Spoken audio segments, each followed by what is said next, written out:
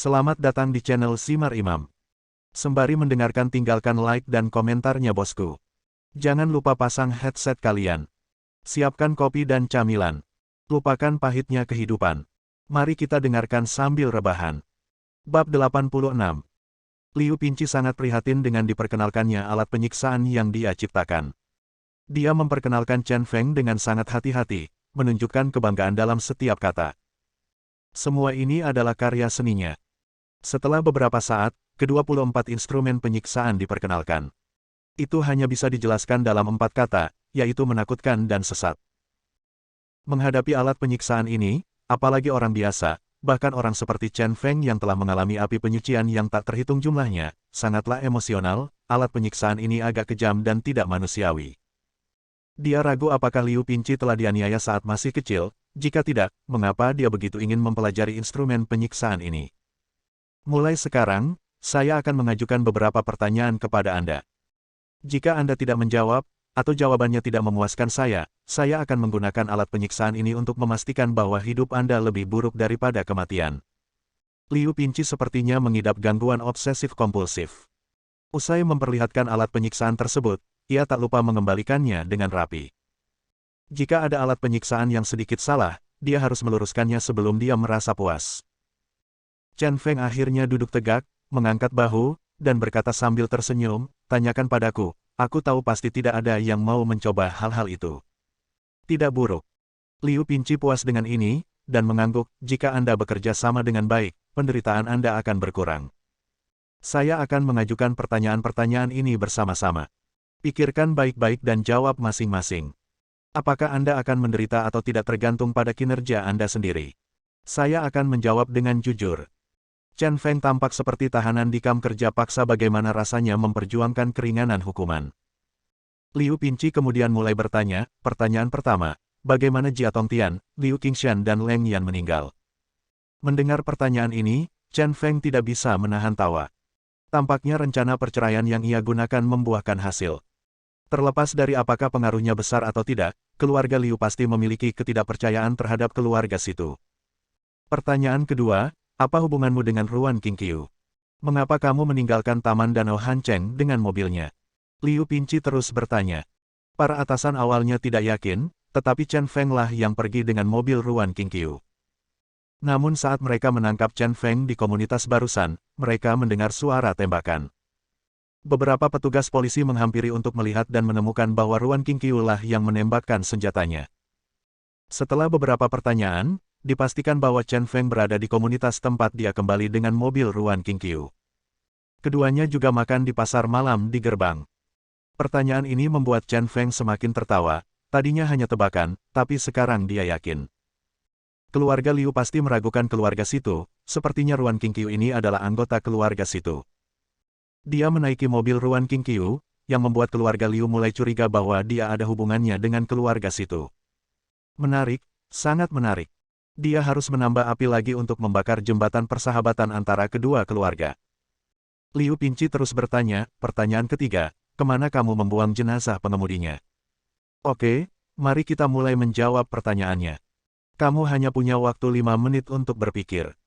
Jika waktunya habis, jika kamu tidak bisa menjawab atau berbicara omong kosong, aku akan disiksa.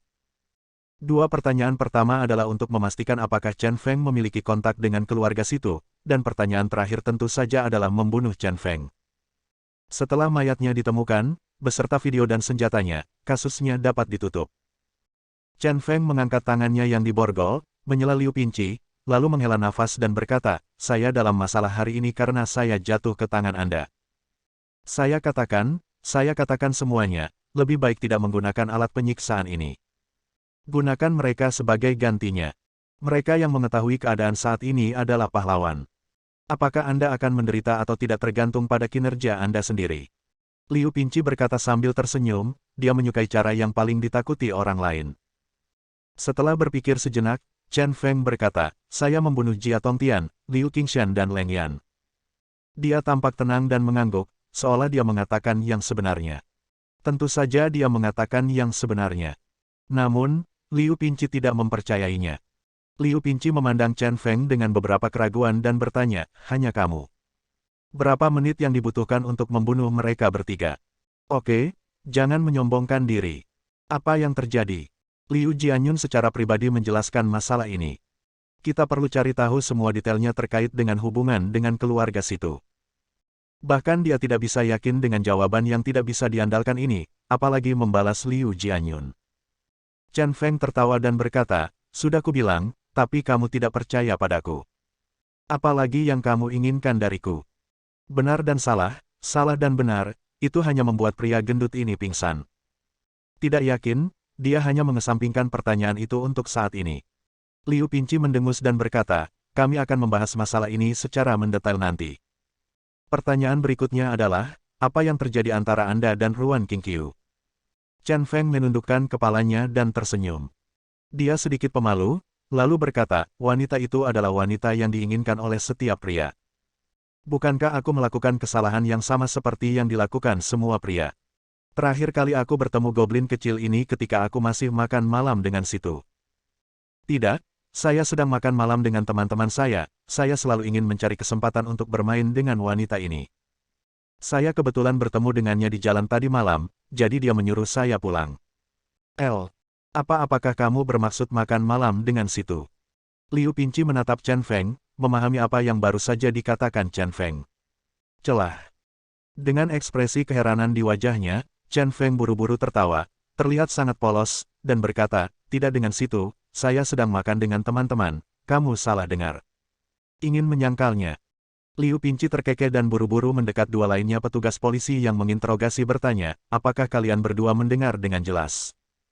Apakah dia mengatakan dia makan malam dengan situ?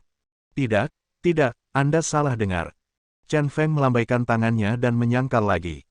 Tapi semakin dia mengatakan ini, semakin aneh perasaan Liu Pinci. Kedua petugas polisi itu saling memandang, dan pria jangkung dan kurus di antara mereka berkata, saya sedang membicarakan tentang situ, tetapi dia sepertinya menyadari sesuatu dan segera mengubah ceritanya. Ya itu benar. Saya menyadari saya salah dan mengubah cerita saya. Liu Pinci menamparkan meja dan berkata sambil tersenyum, Chen gila, apa yang ingin kamu sembunyikan? Katakan padaku, apakah kamu pernah berhubungan dengan situ keluarga untuk waktu yang lama? Pantas saja keluargaku baik Qingci dan situ Ze menyinggungmu. Kamu memukul Qingciku sampai mulutnya penuh darah, tapi kamu hanya meminta situ Ze melepas pakaiannya. Perbedaan perlakuan ini ternyata karena hubungan ini. Chen Feng menundukkan kepalanya, mengubah posisi duduknya, terbatuk dan berkata, tidak masalah, kamu percaya atau tidak. Meskipun dia berpura-pura gelisah dan berusaha menyangkalnya, dalam hatinya Chen Feng sudah berhenti tertawa. Orang bodoh yang merasa benar sendiri ini sangat bodoh. Nah, dengan adanya orang bodoh ini, keluarga Liu dan keluarga situ tidak bisa lagi bekerja sama. Tampaknya dia telah mencapai tujuannya. Liu Pinci tersenyum bangga dan berkata, mari kita letakkan ini dulu. Pertanyaan ketiga adalah, kemana perginya mayat itu? Chen Feng tidak menyembunyikannya dan berkata langsung, tidak jauh dari desa di kota. Di hutan, saya memarkir mobil di sana dan melemparkan mayatnya ke bawah. Saya mengatakan yang sebenarnya. Kali ini, saya mengatakan yang sebenarnya lagi. Tetapi dia menemukan bahwa Liu Pinci tidak mempercayai kebenaran. Jangan berpura-pura sialan. Kita sudah lama mencari di hutan itu, tapi kita belum menemukan mayatnya sama sekali.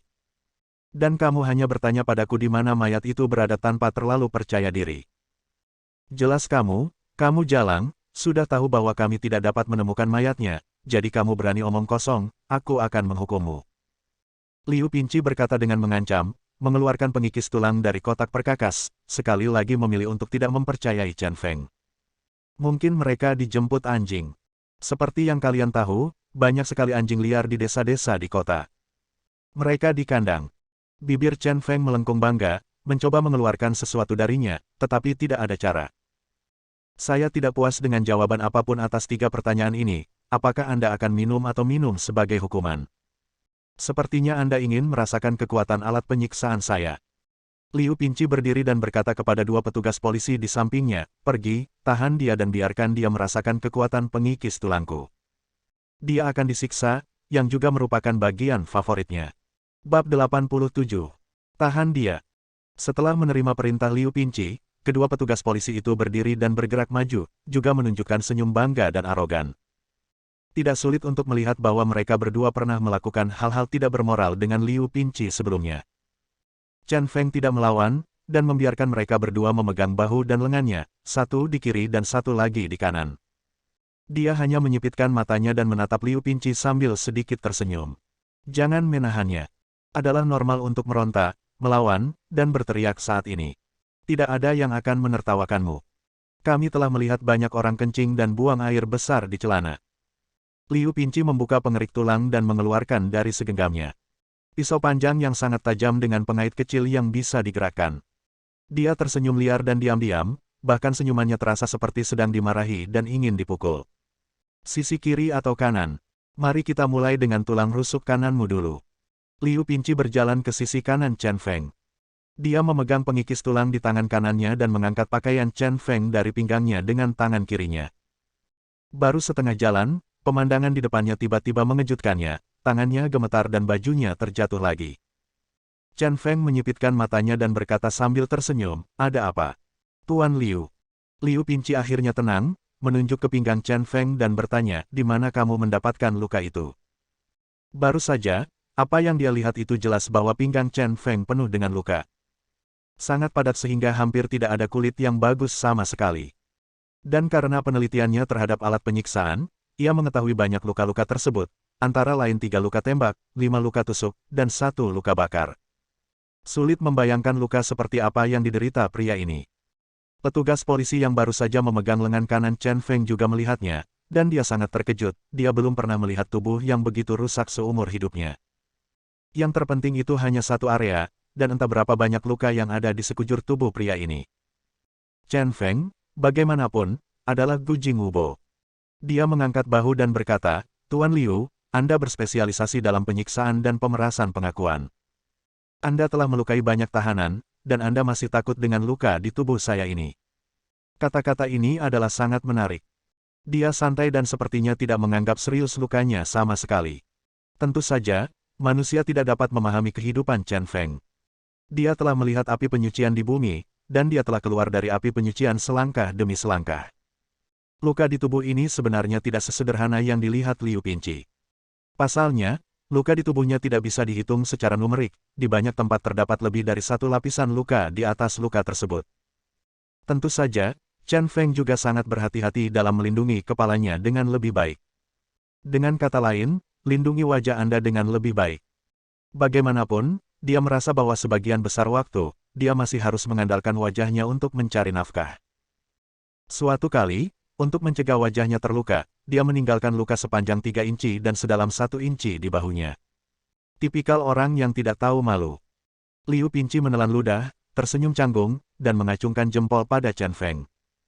"Wah, iya, kamu punya bakat, tapi aku tetap ingin melihatmu dengan mataku sendiri.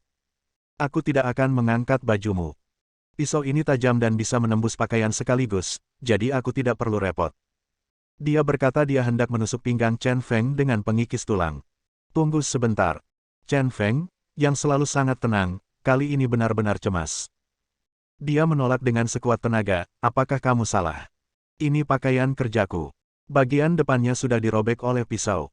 Jika kamu melubangi pinggangku, pakaian ini sama sekali tidak bisa dipakai. Saya harus pergi untuk bekerja nanti, dan jika aku acak-acakan, aku akan mendapat ulasan buruk, jadi sebaiknya kamu angkat pakaianmu sebelum melakukan apapun." Mata Liu Pingqi membelalak, seolah dia tidak percaya dengan apa yang dia dengar. Orang ini tidak khawatir akan tertusuk pisau di pinggangnya, tetapi apakah dia khawatir dengan pakaian takwei yang harganya kurang dari 20 yuan? Apakah orang gila ini memamerkan otaknya? "Sialan, kamu berani menipuku." Merasa ditipu oleh pihak lain, Liu Pingqi menjadi marah, mengambil pengikis tulang dan menikam pinggang Chen Feng. Dia harus membiarkan orang ini merasakan sakit yang sebenarnya. Tapi kali ini, Chen Feng tidak lagi duduk diam dan menunggu kematian, dia menyipitkan matanya, dan matanya bersinar dengan cahaya dingin.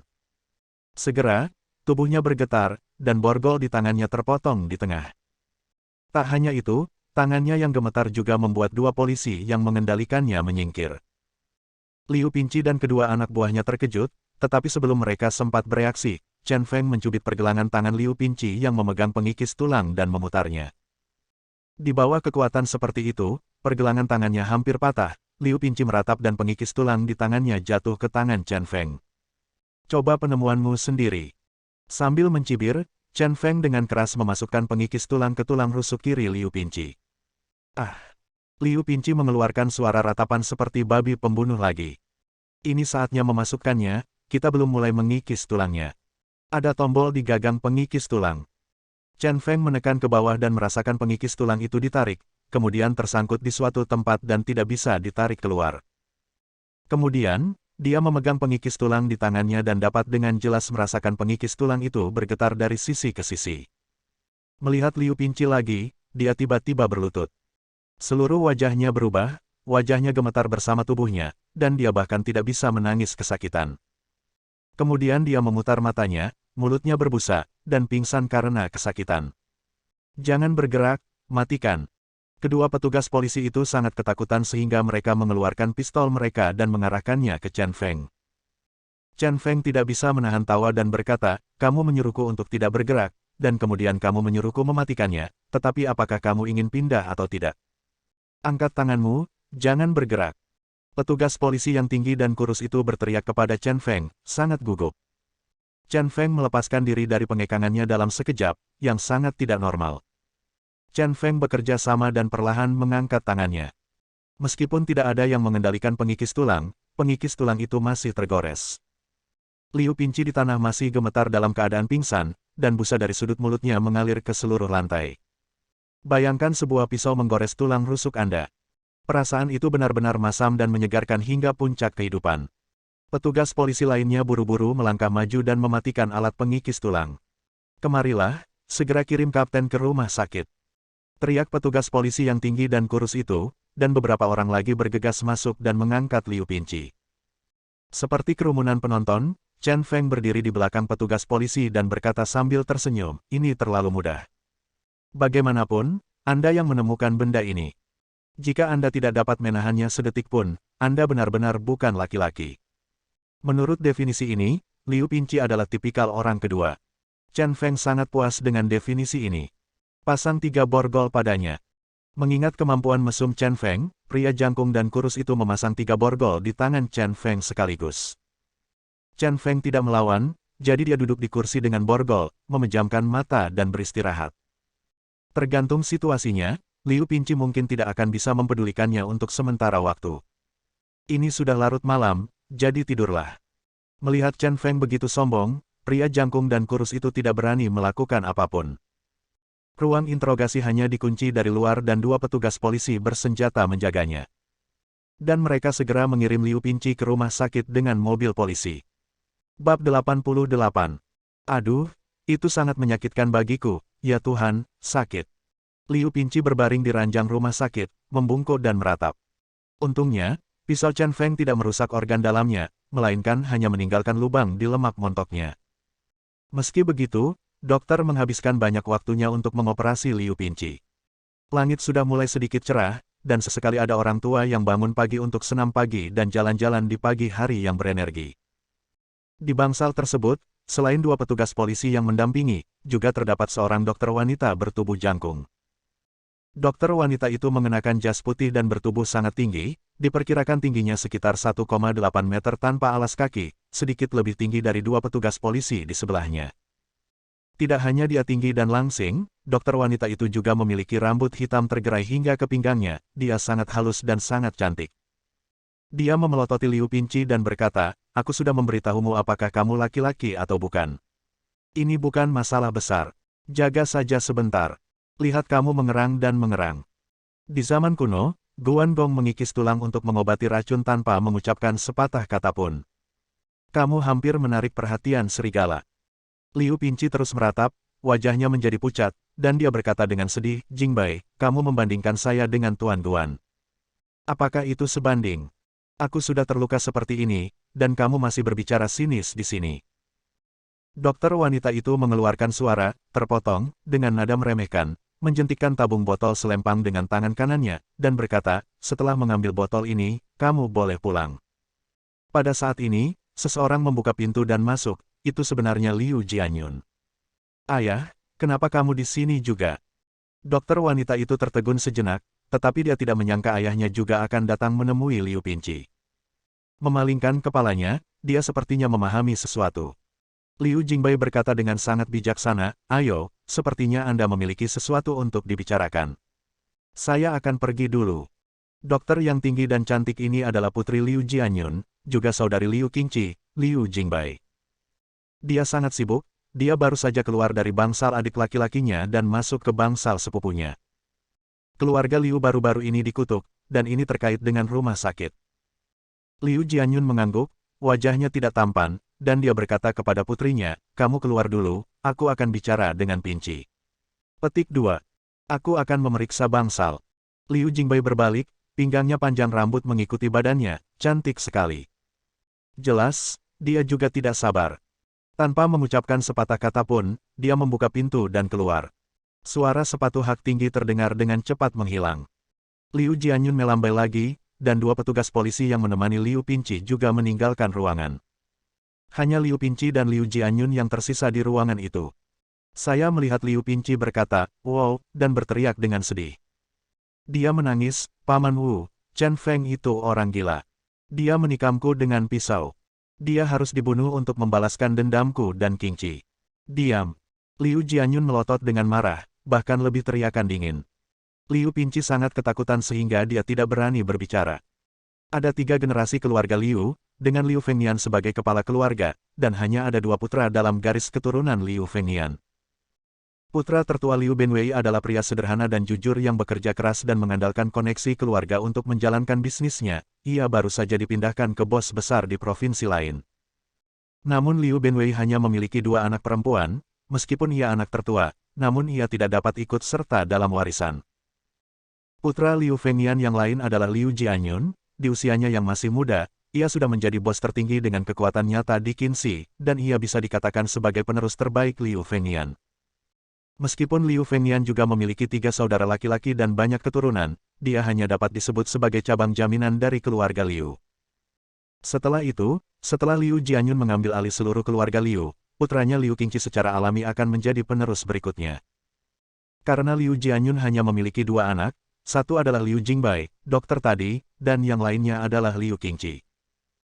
Inilah sebabnya mengapa status Situ Ze tidak sebaik Liu Qingqi, karena Liu Qingqi jelas merupakan penerus keluarga Liu, dan Situ Ze hanyalah salah satu dari generasi ketiga keluarga Situ, dan statusnya tidak dapat dibandingkan dengan Liu Qingqi.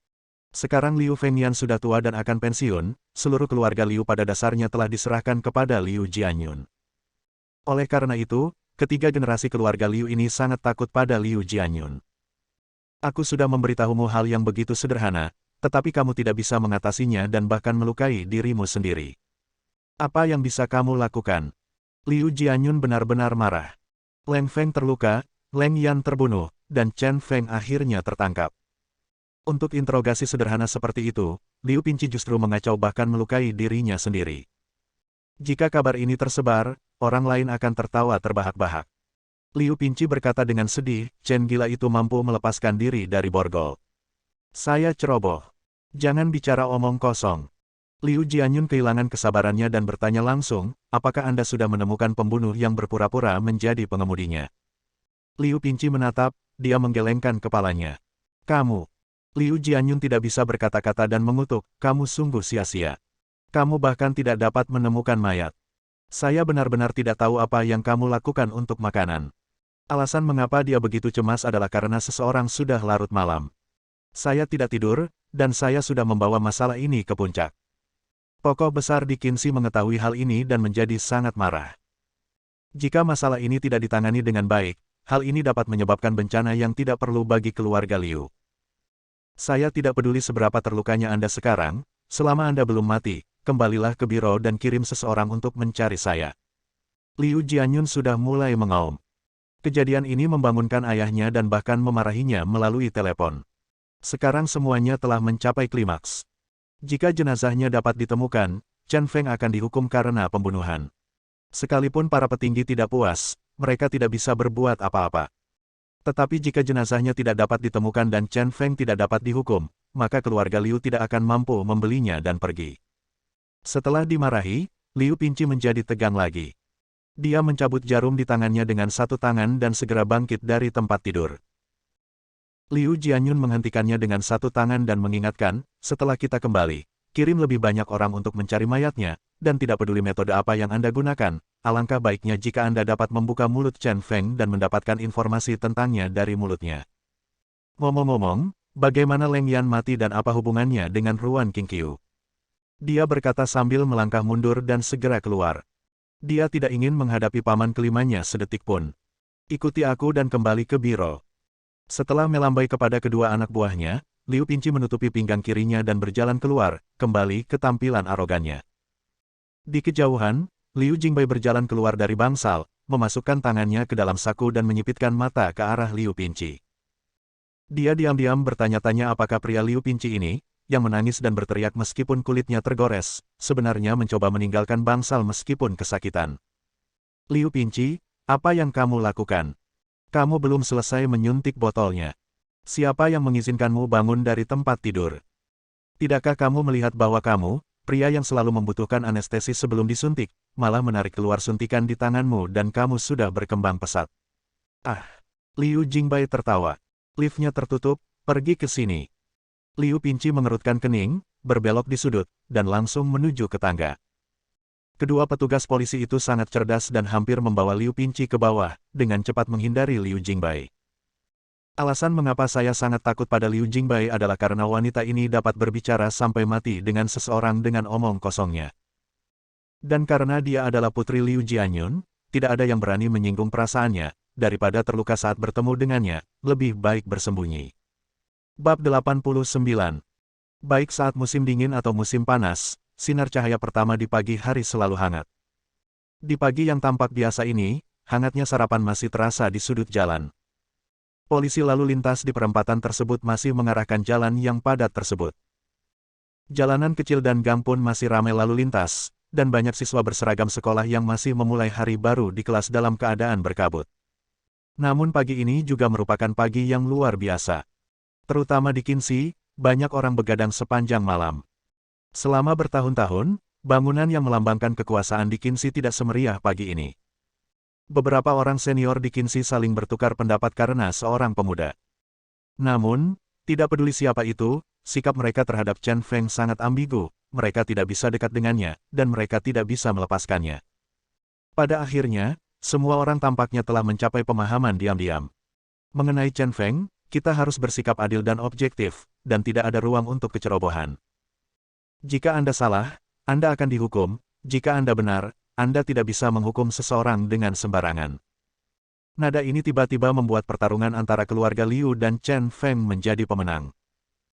Jika jenazahnya dapat ditemukan dan terbukti Chen Feng melakukan pembunuhan, maka keluarga Liu akan menang, namun Chen Feng tidak akan bisa lepas dari keadilan hukum. Dan jika keluarga Liu tidak dapat menemukan mayatnya, atau tidak dapat membuktikan bahwa Chen Kuang yang melakukan pembunuhan, maka di mata orang-orang tua di Qinzi, bahkan jika keluarga Liu sedang mencari masalah, mereka pasti tidak akan terlihat baik di dunia nyata. Jika tidak dilakukan dengan benar, seluruh keluarga Liu akan menderita luka serius dan kehilangan kemegahan tiga keluarga besar. Alasannya adalah Liu Jianyun, pewaris keluarga Liu yang diakui, terlibat dalam masalah ini. Setelah dipastikan bahwa dia sengaja menjebak Chen Feng, kemungkinan besar jalur promosi berikutnya akan diblokir. Bagaimanapun, apakah Liu Jianyun dapat mengambil langkah maju dari puncak kota akan menentukan masa depan keluarga Liu. Orang-orang yang memutuskan apakah Liu Jianyun dapat mengambil langkah selanjutnya adalah orang-orang tua yang berada di atas Qinzi. Masa depan Liu Jianyun telah berakhir, dan dapat dikatakan bahwa masa depan keluarga Liu juga telah terhalang. Ini juga alasan mengapa Liu Fengyan menegur Liu Jianyun dengan segala cara yang mungkin untuk masalah ini. Dia sudah menyapa, tetapi Liu Jianyun masih tidak tahan dengan kenyataan bahwa putranya dipukuli. Jelas bahwa kota itu terlalu dangkal, dan tidak mampu memikul tanggung jawab yang besar, yang membuatnya sangat kecewa. Sekarang, mata semua orang di Qinzi tertuju pada ruang interogasi. Hasilnya akan mempengaruhi seluruh tubuh dan mengubah situasi seluruh Qinzi. Liu Pinci membawa banyak orang bersamanya dan kembali ke tampang arogannya. Dia tidak tahu bahwa dia sekarang menjadi pusat perhatian Qinzi. Membuka pintu, dia memimpin 10 petugas polisi ke ruang interogasi sekaligus. Semua orang memegang senjata api, dan begitu mereka masuk, mereka semua membidik Chen Feng. Protagonis lain dalam insiden ini, Chen Feng, sangat santai dan tertidur lelap di ruang interogasi. Neneknya menikamku dan membuatku dimarahi, tapi aku masih tidur nyenyak di sini. Marah saat melihat Chen Feng, Liu Pinci mengeluarkan pistol dari pinggangnya dan melepaskan tembakan ke atap dengan keras. Suara tembakan yang keras mengagetkan petugas polisi di dekatnya. Namun Chen Feng yang sedang tidur sepertinya tidak mendengar apapun, ia terus memejamkan mata dan mendengkur. Hah! Liu Pinci segera kehilangan kesabarannya. Menahan rasa sakit di pinggangnya, dia berbalik dan mengambil kotak penyiksaannya. Ketika saya melihat ke dalam, saya sedikit tercengang. 24 alat penyiksaan logam dihancurkan. Hal ini membuatnya tertekan, ini semua adalah kerja kerasnya dan merupakan karya seni. Melihat tangan Chen Feng lagi, benar saja, ketiga borgolnya patah. Aku harus membunuhmu hari ini. Melihat sekeliling, tetapi tidak dapat menemukan apapun yang dapat dia manfaatkan, Liu Pinci hanya mengeluarkan tongkat listrik dari seorang petugas polisi dan langsung menuju ke Chen Feng yang sedang tidur. Dia menyalakan tongkat listrik dan menusuk langsung perut Chen Feng. Tetapi pada saat ini, desingan di mulut Chen Feng tiba-tiba berhenti, dan matanya tiba-tiba terbuka. Dia menendang keras dan membuat Liu Pinci, yang memegang tongkat listrik, terbang menjauh. Aduh! Liu Pinci, yang sudah terluka di pinggangnya, merasakan sakit di hatinya lagi. Meski ada beberapa petugas polisi yang mendukungnya, ia tetap bertahan lama di sana dan hampir membawanya dalam satu tarikan napas. Chen Feng berkata sambil tersenyum, ternyata itu Tuan Liu. Maaf, saya secara naluriah menendang orang ketika saya tidur. Terakhir kali di alam liar, seekor babi hutan ingin menyerang saya ketika saya sedang tidur, sama seperti Anda. Tapi aku menendang bolamu. Untungnya, kamu pendek dan tidak membiarkan aku menendang bolamu, kalau tidak kamu akan mati. Aku akan membuatmu gila. Liu Pinci menahan rasa sakit dan berdiri. Dia berdiri, melambaikan tangannya dan berkata, letakkan senjatamu padanya. Jika dia berani bergerak, aku akan membunuhnya. Aku akan menjaganya. 10 orang mengepung Chen Feng dalam lingkaran, dan ke-10 senjata diarahkan ke Chen Feng. Kali ini, apalagi Chen Feng, bahkan jika para dewa datang, mereka tidak akan berani bertindak gegabah. Wajah Chen Feng berubah jelek untuk sesaat, dan dia menyipitkan matanya dan berkata, aku marah karena bangun dari tempat tidur.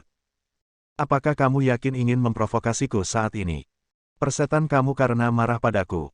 Liu Pinci menyalakan tongkat listrik lagi. Arus listrik meledak dengan percikan api yang dahsyat. Dia tersenyum sinis dan berjalan menuju Chen Feng selangkah demi selangkah. Dia tidak sabar untuk melihat betapa kacaunya Chen Feng ketika dia disetrum dengan tongkat listrik. Pergilah ke neraka. Sambil mengertakkan gigi, dia membanting tongkat listrik ke perut Chen Feng. Ditahan oleh 10 senjata, Chen Feng tidak melawan sama sekali saat ini. Seketika, arus listrik yang deras mengalir ke seluruh tubuhnya, dan rasa sakit membuat wajahnya tampak mengerikan. Tapi dia menahannya tanpa mengucapkan sepatah kata pun, menatap langsung ke arah Liu Pinci dengan mata dinginnya. Entah kenapa, sorot mata Liu Pinci membuat Liu Pinci merasa gugup sepanjang waktu. Semakin berburu dia, semakin ganas dia menarik kembali tongkat listrik, menambah arus, dan menusukkannya lagi ke perut Chen Feng. Tekad Chen Feng sungguh tidak terbayangkan kebanyakan orang tidak tahan dengan arus listrik semacam ini dan pasti akan terpana. Tapi Chen Feng berdiri tegak dengan paksa. Meski seluruh tubuhnya gemetar, meski wajahnya pucat dan keningnya berkeringat, mata dingin itu tetap menatap Liu Pinci.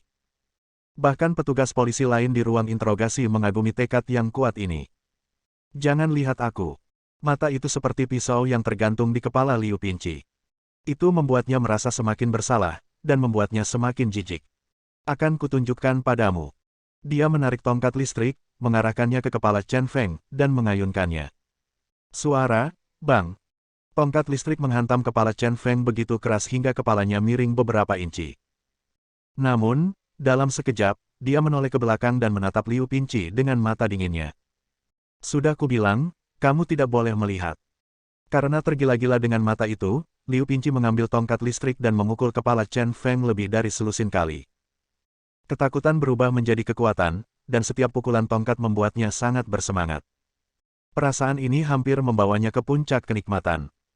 Akhirnya, kurangnya tenaga dan rasa sakit di pinggangnya membuatnya menghentikan serangan dan terengah-engah. Adapun Chen Feng, genangan darah merah cerah di kepalanya menginfeksi mata kirinya.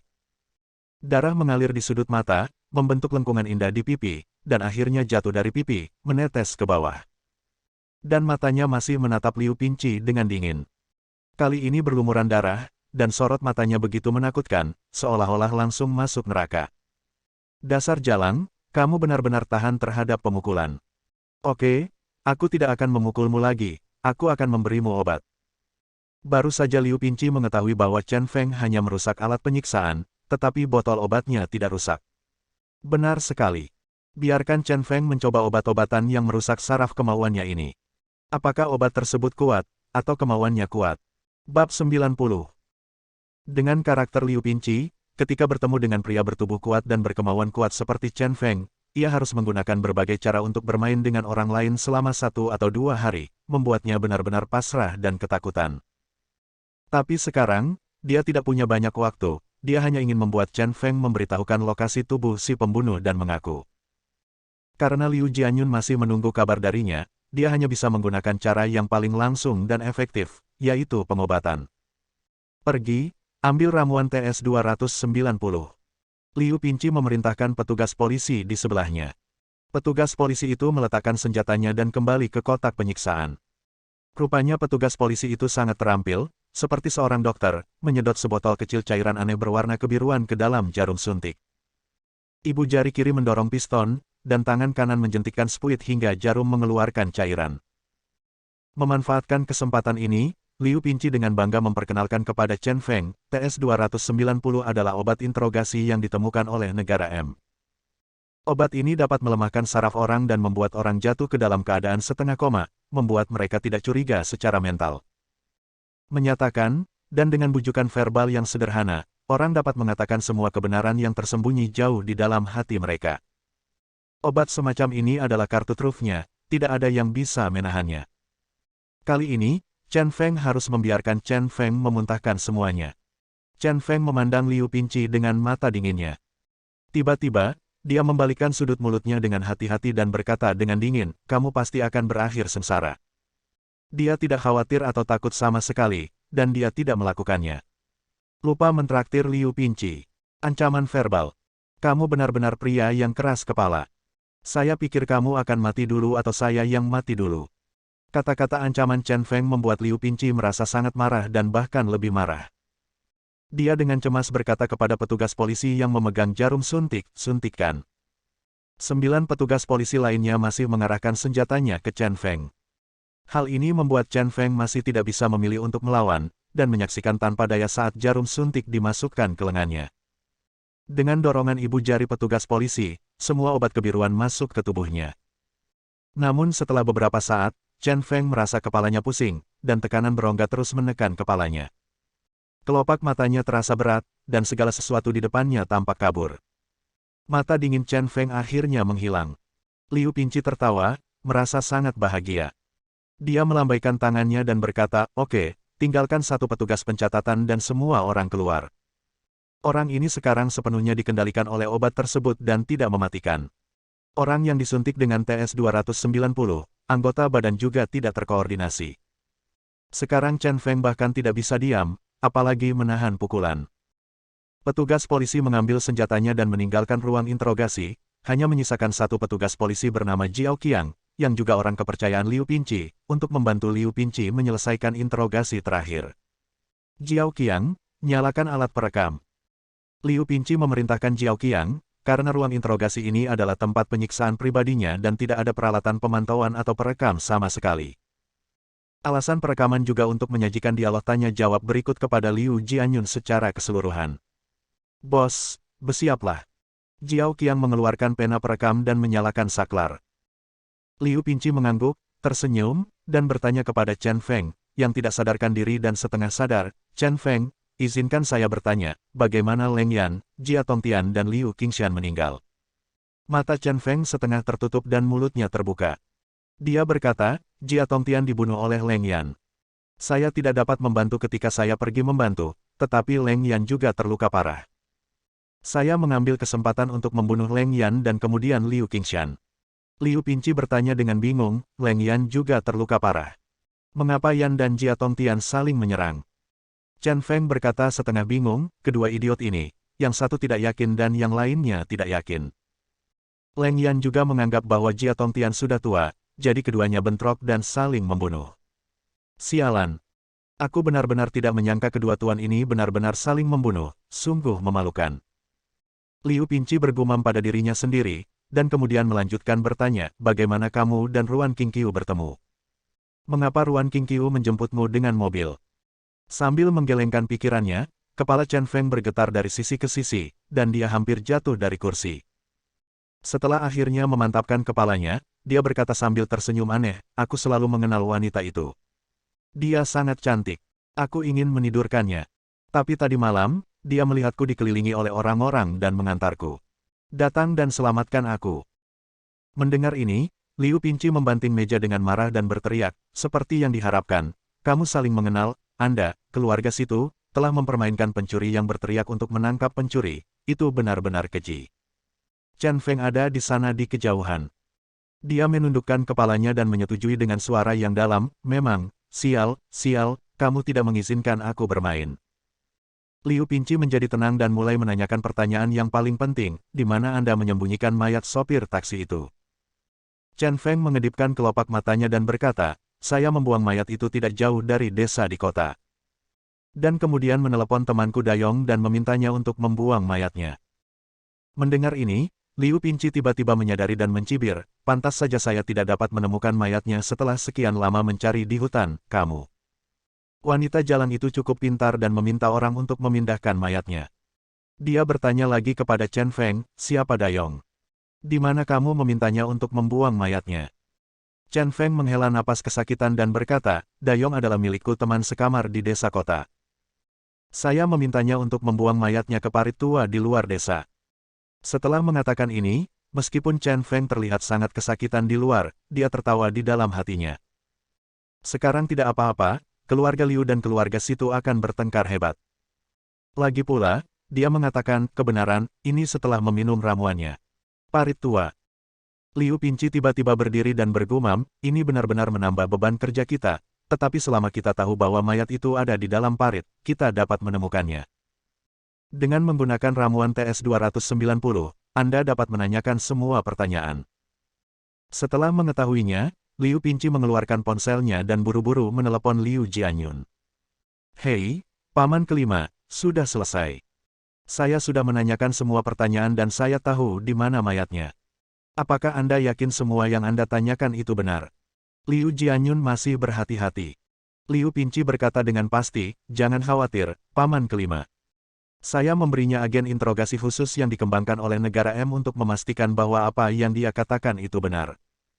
Pada saat ini, pintu ruang interogasi tiba-tiba didorong dengan keras. Terbuka.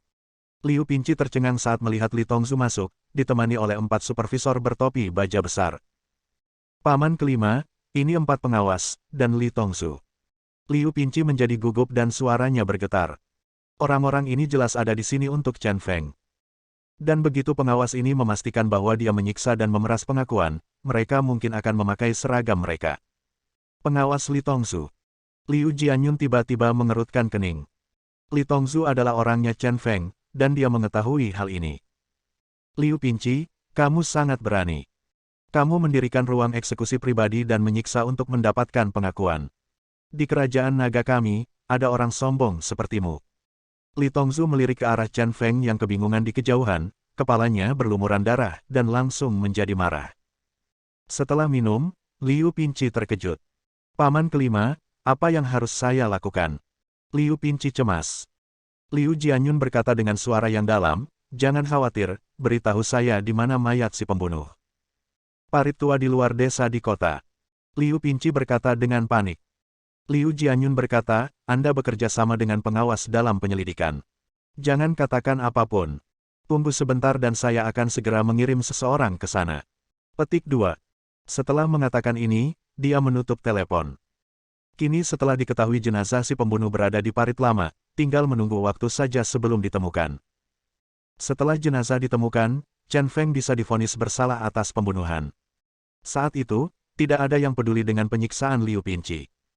Setelah memikirkannya, Liu Jianyun memutar nomor dan berkata setelah menelepon, kirim seseorang untuk mengambil mayat dari parit tua di luar desa di kota. Lalu pergi dan temui langsung Li Tongzu.